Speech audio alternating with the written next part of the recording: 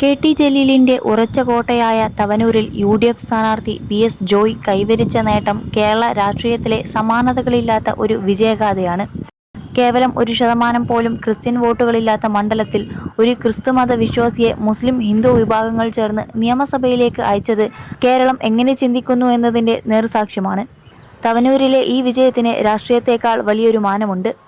1% പോലും ക്രിസ്ത്യൻ വോട്ടുകളില്ലാത്ത ഒരു മണ്ഡലത്തിൽ പെന്തകോസ്ത് വിശ്വാസിയായ ഒരു സ്ഥാനാർത്ഥിയെ ഭൂരിപക്ഷ സമുദായങ്ങൾ ചേർന്ന് വിജയിപ്പിച്ചു എന്നതാണ് ഇതിന്റെ കാതൽ.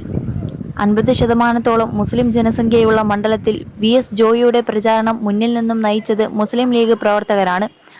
1995 എ.കെ. ആന്റണിയെ തിരൂരങ്ങാടിയിൽ വിജയിപ്പിച്ച ചരിത്രമുള്ള ലീഗ് അതേ ആവേശം പി.എസ്. ജോയിയുടെ കാര്യത്തിലും ആവർത്തിച്ചു. തിരുവമ്പാടിയിൽ പരിഗണിച്ചിരുന്ന ജോയിയെ തവനൂരിലേക്ക് മാറ്റിയത് ലീഗ് കാലുവാരില്ല എന്ന ഉറച്ച വിശ്വാസത്തിലായിരുന്നു. ആ വിശ്വാസം മുസ്ലിം ലീഗ് അക്ഷരം പ്രതി കാത്തുസൂക്ഷിച്ചു. 2006 പി.കെ. കുഞ്ഞാലിക്കുട്ടിയെ അട്ടിമറിച്ച് ജയന്റ് കില്ലർ എന്ന പരിവേഷം നേടിയ കെ.ടി. ജലീലിന്റെ ആദ്യ തെരഞ്ഞെടുപ്പ് പരാജയമാണിത്. 2011 മണ്ഡലം രൂപീകരിച്ചത് മുതൽ ജലീലായിരുന്നു തവനൂരിലെ അമരക്കാരൻ. 2016 17,000 മുകളിൽ ഭൂരിപക്ഷമുണ്ടായിരുന്ന ജലീലിനെ ഇത്തവണ 13,000-ലേറെ വോട്ടുകൾക്ക് പിന്നിലാക്കിയാണ് പി.എസ്. ജോയ് വിജയിച്ചത്. 21 ലക്ഷത്തോളം സന്തുഷ്ടരായ ഉപഭോക്താക്കളും 2 ലക്ഷത്തോളം തിമിര ശസ്ത്രക്രിയകളും പൂർത്തിയാക്കിയ മലബാറിലെ ഏക കണ്ണാശുപത്രി Alsalama eye hospital, hospital road, Perinthalmanna. അന്തരിച്ച വി. പ്രകാശിനെ തോൽപ്പിച്ചാണ് കഴിഞ്ഞ തവണ ജലീൽ ജയിച്ചതെങ്കിൽ ആ ഓർമ്മകൾക്ക് പകരമായി മറ്റൊരു നിലമ്പൂരുകാരൻ തന്നെ ജലീലിനെ തളച്ചു എന്നത് യാദൃച്ഛികം. മലപ്പുറം ജില്ലയിൽ കോൺഗ്രസും ലീഗും തമ്മിലുണ്ടായിരുന്ന അസ്വാരസ്യങ്ങൾ പരിഹരിക്കുന്നതിൽ മലപ്പുറം ഡി.സി.സി. പ്രസിഡന്റ് എന്ന നിലയിൽ ജോയ് വഹിച്ച പങ്ക് വളരെ വലുതാണ്. മുൻപ് നിലമ്പൂരിലെ നേതാവ് ആര്യാടൻ മുഹമ്മദും ലീഗ് നേതൃത്വവും തമ്മിലുണ്ടായിരുന്ന പിണക്കങ്ങൾ രാഷ്ട്രീയ ചരിത്രത്തിന്റെ ഭാഗമാണ്.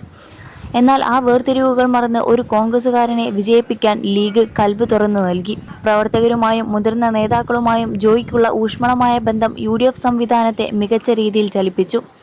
പി.എസ്. ജോയിയുടെ രാഷ്ട്രീയ ജീവിതം വലിയ തിരിച്ചടികളിൽ നിന്നും പരാജയങ്ങളിൽ നിന്നും പാഠം ഉൾക്കൊണ്ട് കരുത്തുറ്റതാക്കിയ ഒന്നാണ്. 2016 നിയമസഭാ തെരഞ്ഞെടുപ്പിൽ മുൻ മുഖ്യമന്ത്രി വി.എസ്. അച്യുതാനന്ദനെതിരെ മലമ്പുഴയിൽ മത്സരിക്കുമ്പോൾ കോൺഗ്രസ് നിയോഗിച്ച ഒരു ചാവേർ മാത്രമായിരുന്നു ഈ ചെറുപ്പക്കാരൻ. ആ പോരാട്ടത്തിൽ 3ാം സ്ഥാനത്തേക്ക് പിന്തള്ളപ്പെട്ട് വലിയ പരാജയം ഏറ്റുവാങ്ങേണ്ടി വന്നിട്ടും അദ്ദേഹം തളർന്നില്ല. പിന്നീട് മലപ്പുറം ഡി.സി.സി. പ്രസിഡന്റ് പദവിയിലേക്ക് എത്തിയ ജോയ് ചുരുങ്ങിയ കാലം കൊണ്ട് കേരളത്തിലെ ഏറ്റവും മികച്ച 3 ഡി.സി.സി. പ്രസിഡന്റുമാരിൽ ഒരാളായി മാറുന്ന കാഴ്ചയാണ് കണ്ടത്. താഴെത്തട്ടിലുള്ള പാർട്ടി പുനഃസംഘടനയും ഗ്രൂപ്പ് വഴക്കുകളില്ലാത്ത പ്രവർത്തന ശൈലിയും അദ്ദേഹത്തിന്റെ കരുത്തായി മാറി.